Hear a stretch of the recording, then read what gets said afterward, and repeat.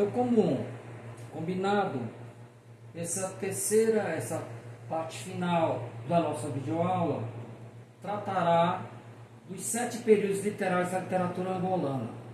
Primeira coisa que vocês observarão é que toda aquela nomenclatura que utilizamos na literatura brasileira, portuguesa, americana, francesa, né? Romantismo, realismo, parnasianismo, não se aplicam à literatura da África, por um motivo simples. Essa literatura começa, na verdade, a partir dos anos 40. Então, ela já nasce modernista. Mas mesmo quando nós trazemos a literatura colonial, que aí sim começa recuada no tempo, é uma literatura que ela tem a sua maneira própria de desenvolvimento. Ela é construída longe dos grandes centros, né? É uma literatura que não vai receber aquela nomenclatura. Então vamos aos 7 períodos literários da literatura angolana. Incipiência, que vai das origens até 1848. Praticamente se não tem literatura, você tem um poema em um jornal aqui, um texto que alguém escreve, um manuscrito e manda, né?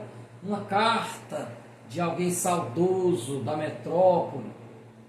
Depois nós temos os primórdios, de 1849 a 1902, quando são publicados os primeiros livros na África, que foi colônia de Portugal.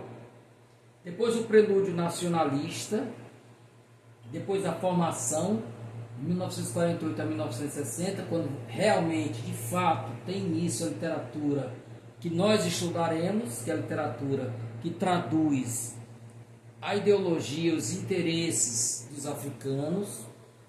O nacionalismo de 1961 a 1971, que coincide com as lutas pela independência. A independência que pega aí os primeiros anos após a independência, e a renovação, que é o momento que nós vivemos atualmente, que a literatura busca uma nova dicção, né? Entrar em sintonia com a literatura universal. Então, eu trouxe aqui brevemente algumas considerações sobre cada um desses períodos. Eu não vou ler tudo, vocês terão acesso a esses slides aí. Então, essa primeira fase, chamada de incipiência, que vai lá do final do século XV, né? quando os portugueses chegam a Angola, até 1848, então praticamente não há literatura. Então você tem alguns documentos poéticos, alguns textos que aparecem em jornais, né? Um desses autores da época, foi Luís Mendes de Vasconcelos, que era um militar português que veio servir em Angola, né? Então tem um pouco da informação sobre ele. Essa literatura não nos interessa, só para que vocês saibam que existiu, ok? E aqui nós temos um texto que é considerado o texto mais antigo que se tem notícia, né? Que foi produzido por um português falando sobre Angola. Olha a maneira como ele fala de Angola. Nesta turbulenta terra, armazém de pena e dor, confusa mãe do temor, inferno em vida, é assim que ele vê Angola. Terra de gente oprimida, monturo de Portugal, quer dizer, o lixo de Portugal é colocado ali, para onde pulga seu mal e sua escória, onde se tem por vanglória o furto, a malignidade, a mentira, a falsidade e o interesse. O cara se vangloria, se gaba de ser ladrão, de ser maligno, de ser mentiroso. E aí ele termina dizendo assim, falando com Deus, né? Então é só um trechinho, eu deixei aí o link para vocês terem acesso ao poema na íntegra. E ele falando com Deus, ele termina assim: vós sois sábio e criador desta fábrica do mundo, e é vosso saber profundo e sem medida, lembrai-vos da minha vida, antes que impó se desfaça, ou dai-me da vossa graça por eterna despedida. Então, o Senhor, ou me tira daqui, ou me leva, não é? Ou me leva daqui, ok? Aqui há outro texto do período que eu encontrei recentemente, né? Que é uma décima do capitão Dias Macedo. O que é décima? É um poema formado por uma estrofe de 10 versos, né? Ele diz: se a Deus chamam por tu e ao rei chamam por vós, como chamaremos nós a três que não fazem um? Que o povo discreto e nu, falto de experiência, fez em lugar de um, três, que com toda a cortesia, tu, nem vós, nem senhoria, merecem suas mercês.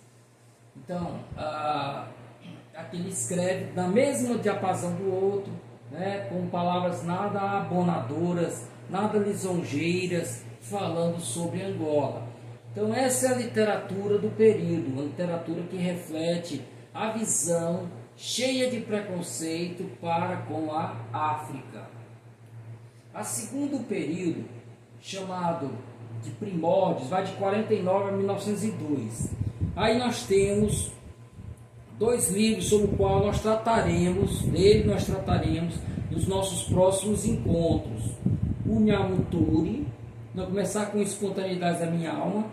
É um livro de poesia escrito por um angolano mestiço, ele era mestiço, mas ele pensava com a mente do colonizador. Muito embora ele fosse angolano, ele pensava pela ótica do colonizador. E o Nhamuturi é escrito por um português que veio morar em Angola e se apaixonou pela terra, né? E ele vai contar a história de toda a dificuldade de uma criança negra arrancada do meio da floresta angolana de se adaptar ao meio urbano, né, de Angola, de Luanda, capital. Ok? Então nós já temos aí uma literatura que dialoga com a literatura da colônia. Espontaneidade da Minha Alma ele fica na interface, na fronteira entre o neoclassicismo e o romantismo, e o Nhamuturi já é uma literatura que dialoga com o realismo. O Alfredo Troni, que escreveu o livro, foi colega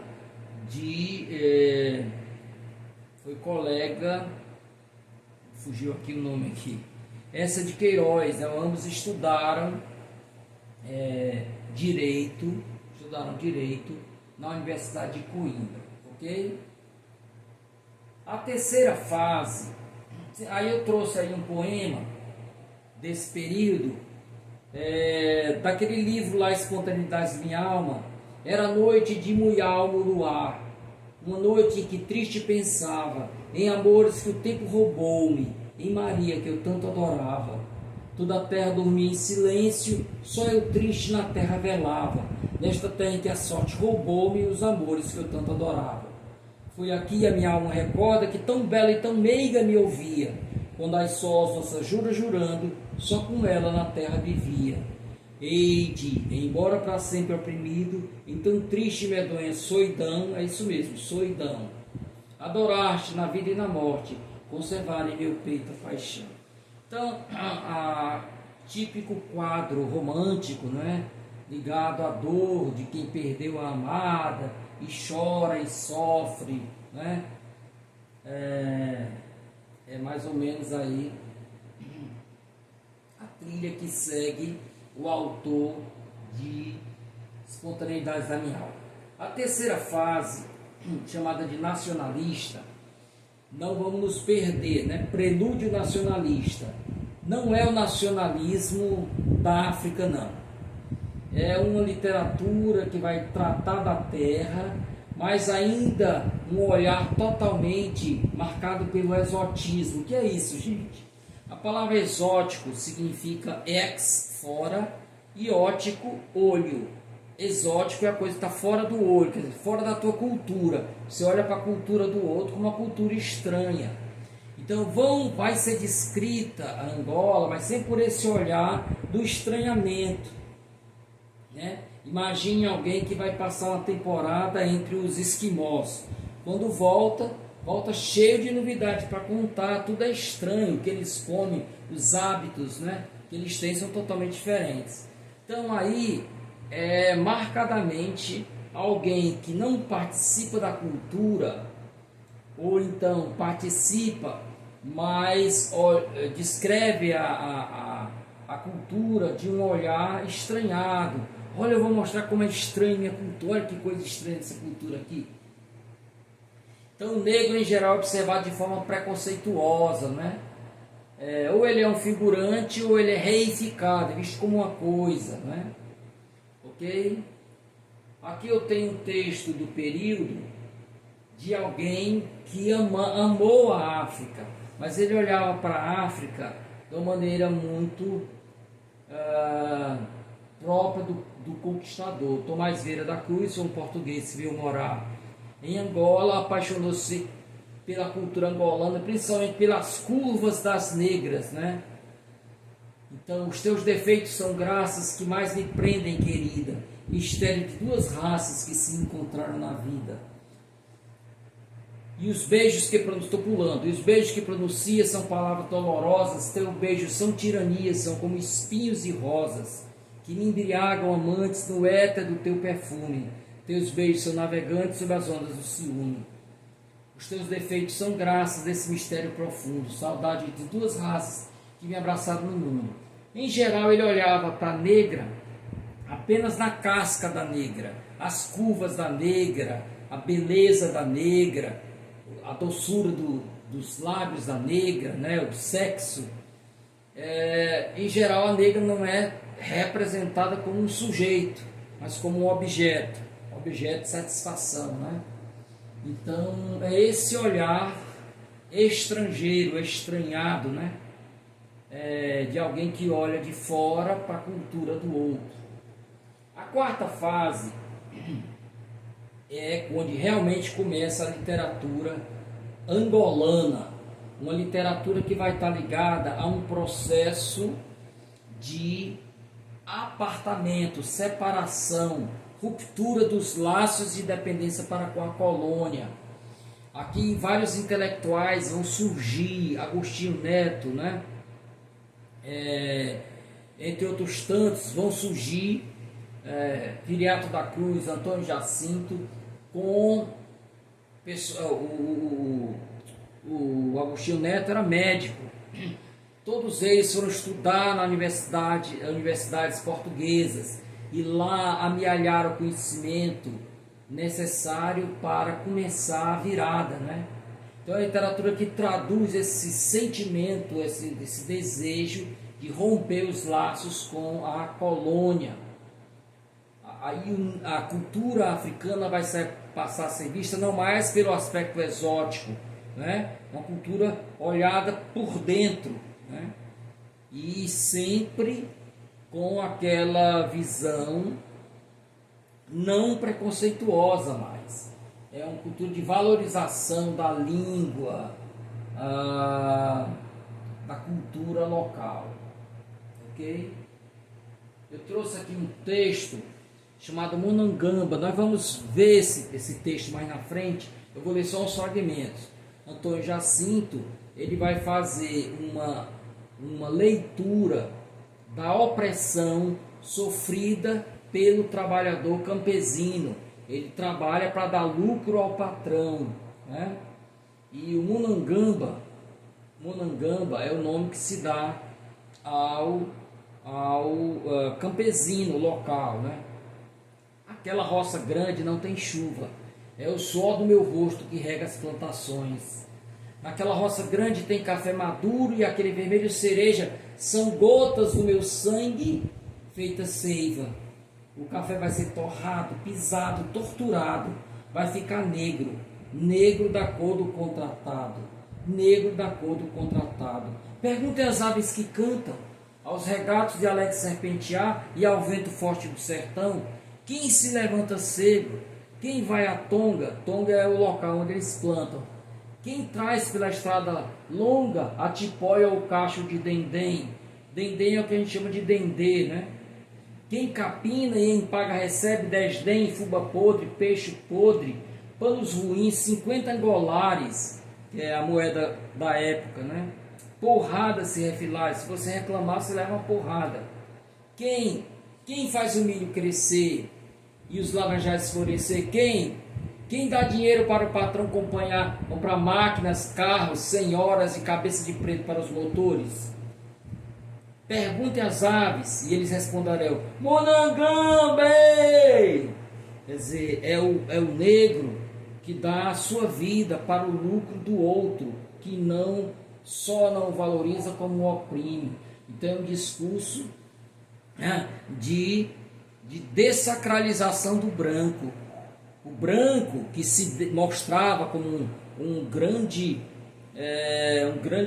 pessoa, né, que foi levado para Angola para cumprir uma missão divina de levar o saber para os negros, a verdadeira religião. Ele se via como alguém bom, pois agora o discurso politizado dessa nova geração vai desconstruir esse discurso e mostrar que na verdade são exploradores, vieram para espoliar, roubar, levar tudo que puder levar da sua colônia. A quinta fase, que vai de 61 a 71, é uma literatura ligada à guerrilha. Foi uma literatura pobre, porque ela esteve ligada a um projeto estranho à literatura, né? Era um projeto político. E toda vida que a literatura se presta a algo, né, ela perde a sua verdadeira razão de ser.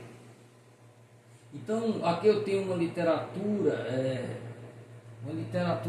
panfletária, ligada à questão do panfleto, com baixa qualidade estética, quase mesmo que é um texto a serviço, não é, da luta contra o colonizador. Junto da mandioqueira, perto do muro de adobe, vi surgir um marimbondo, vinha zunindo Cazuza. Aí ele vai comparar esse maribondo ao próprio negro, né? Que também quer dar a picada, né? A picada no colonizador. A sexta fase, também muito pobre, ligada à independência, logo que a Angola se torna independente, o governo vai patrocinar a literatura. Então a literatura de rabo preso, ela vai fazer o culto dos que trouxeram a independência, né? Então está muito ligado à política. Se produz uma literatura, portanto, panfletária, laudatória, né? Em que havia pouco espaço para crítica.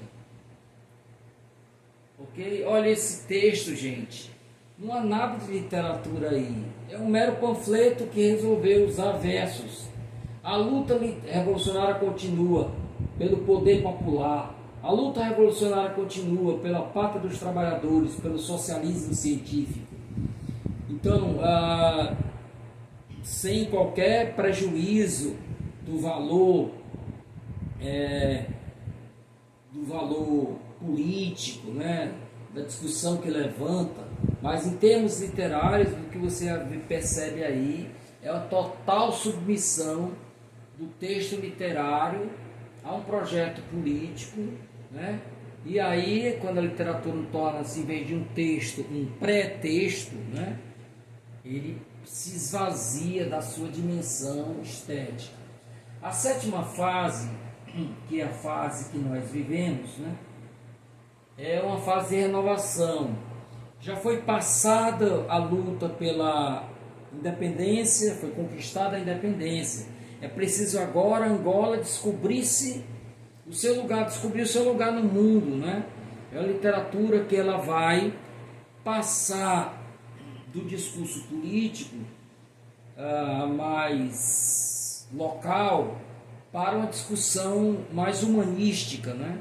As questões que que pesam fundo no homem de qualquer tempo, de qualquer local, né? Questões ligadas mesmo às dores, né? E às delícias de ser homem, né? De ser humano, né? Então, questões ligadas ao nosso lugar no mundo. E aí eu citei vários autores, aí trouxe inclusive aí do Ondiak, né? Aí você vai ter um trabalho de linguagem, Quando eu fui chão para lágrima aterrissagem. Então ele faz aí neologismo. De tanta risada a hiena ganhou vício de lacrimealejar.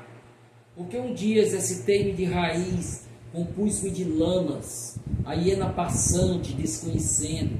Aí você tem transgressões à norma culta, né? No sentido de produção de sentidos, né? O Ondiak, ele é multiartista, trabalha com música, com cinema, né? Com teatro. E então é isso, é uma literatura que já busca outras questões, já não mais ligadas à questão da independência, né? Porque essa luta já vencemos. Só para fechar, e é verdade isso, eu trouxe um breve painel assim, de faces de autores que nós vamos ver, ou que pelo menos precisamos ver, conhecer, né?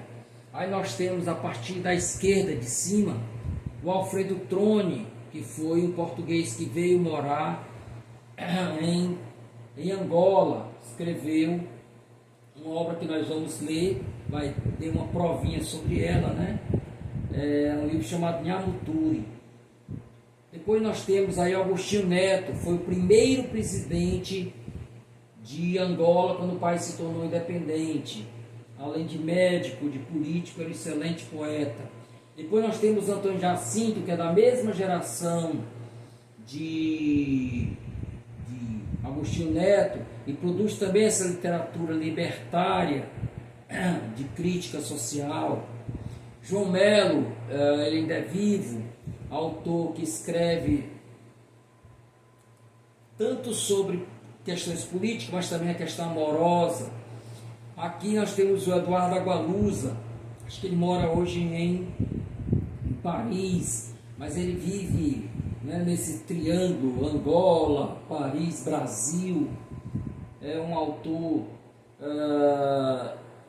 que traz um pouco de uma literatura que dialoga a história com a literatura ficcional, né? Um dos textos dele, chamado Nação Crioula, ele reúne personagens que realmente existiram com personagens fictícios. Luandino Vieira, não sei se ele ainda está vivo, a última notícia que eu soube que ele estava bem doentinho. Ele é português, veio morar muito criança em Portugal, em Angola, adotou o nome Luandino depois da independência, né?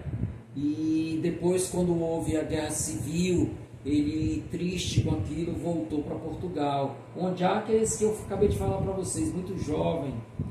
O Oscar Ribas é um autor lá do começo do século XX. Ele vai trabalhar com a questão das superstições, dos mitos, das crenças, né?